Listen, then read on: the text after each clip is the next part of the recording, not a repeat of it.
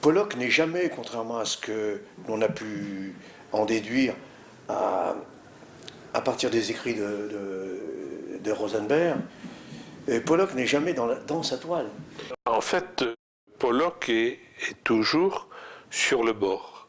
Le plus qu'il place, c'est un pied dans la toile pour amplifier son envergure.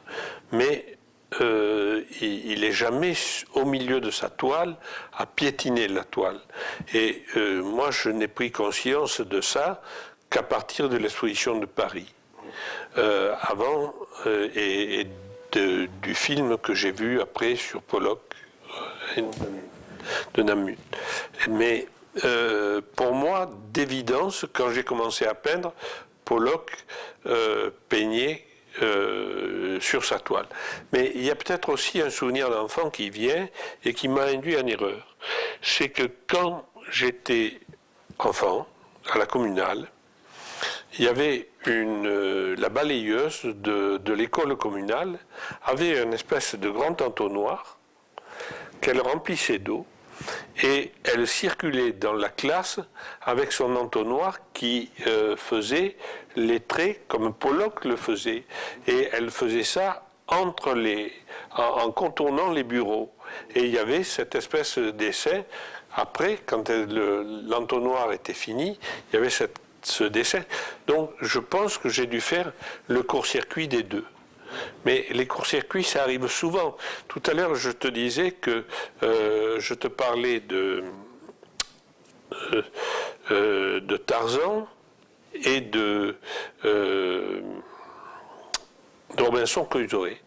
Je crois que c'est effectivement dans la manière où tout d'un coup, dans le travail, il y a deux choses qui, a priori, semblent être à des mondes de différents, qui vont se court-circuiter, qui vont entrer en collision et donner quelque chose qui n'a à voir ni tout à fait avec l'autre, et qui devient quelque chose d'original. Tout à fait.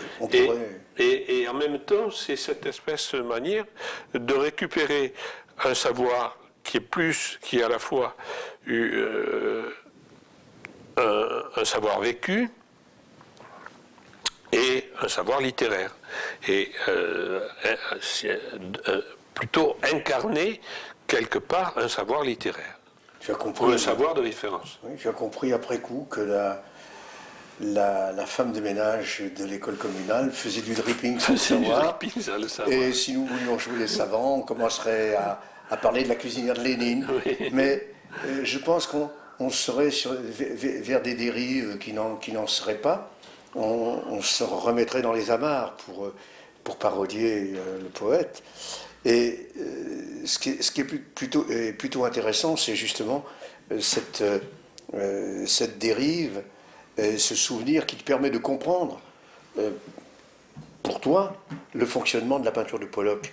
Et une peinture, Pollock est à distance de son tableau, et curieusement, il est dedans d'une certaine manière et dehors, mais un peu comme Mathieu le sera dans ses grands tableaux de bataille. Oui. Parce que Mathieu peint de grands tableaux de bataille, et il affronte le tableau.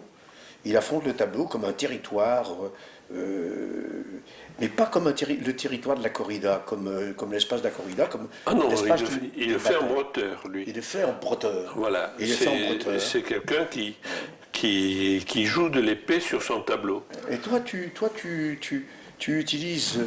Et son tableau est frontal. Son tableau est frontal. Et toi, ton tableau, il peut se redresser. Tu l'as peint comme tu pourrais être dans l'arène. Tu as dit des choses très justes sur la corrida, sur la manière d'être dans ta peinture, que tu voudrais bien que ce soit, etc. Tu as parlé du risque et de l'héroïsme.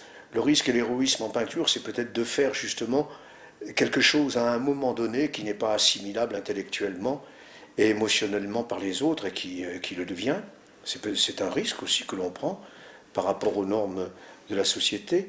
Mais si on revient à la séduction, et ça va me permettre de revenir un peu à l'histoire de l'art, quelque peu à l'histoire de l'art, tu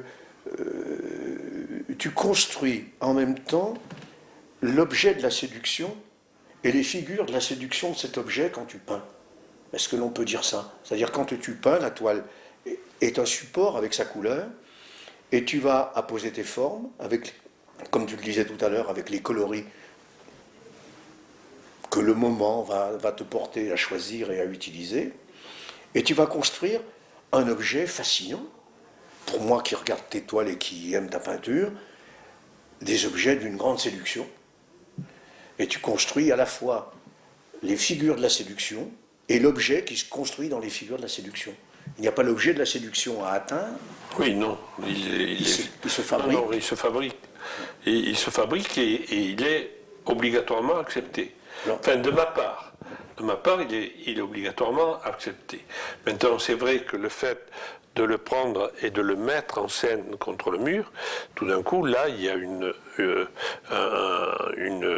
volonté ou un acte fort qui est celui qui va, en définitive, le désigner au spectateur.